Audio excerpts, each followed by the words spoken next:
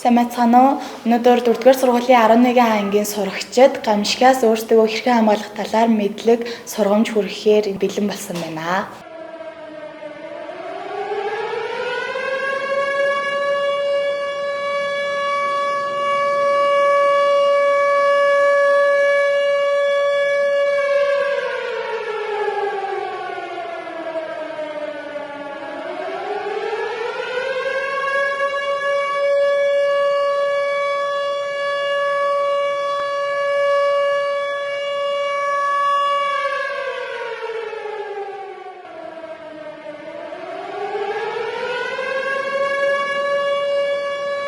Энэ бол даацын хаан. Бид нар газар хөдлөлтийн үед баруун гараа болон даацын хаанаа дагаж мөрдөж явах юм бол аюулгүй эрсдлээс өөрсдөө хамгаалах боломжтой болно гэсэн үг.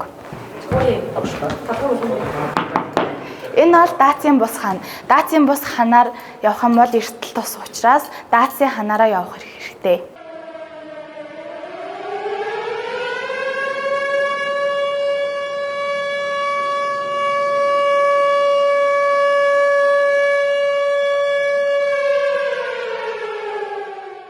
Манай сургуулийн шатны баруун болон зүүн талд гарах гарц байгаа. Спорт заланд хоошоо гарсан төмөр шаттай гарц болон цайны газарт шууд гарах хаалга байгаа.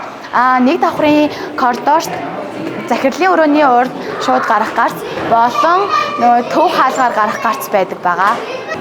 Энэ бол галын карант. Гал гарсан үед энийг хэрэглэж унтраах зорилготой. Давхар болгонд байрладаг. Манай сургууль 3 давхартай. Давхар болгонд нь байрладаг. Энэ улаан давчлууд дээр нь дараад татангууд ийм карант байгаа. Энийг эргүүлээд ус гардаг. Энгийн тохиолдолд энийг ерөөсөө оролдож болохгүй. Яг гал гарсан эрсдэлтэй үед хэрэглэхэд тохиромжтой зүйл байгаамаа.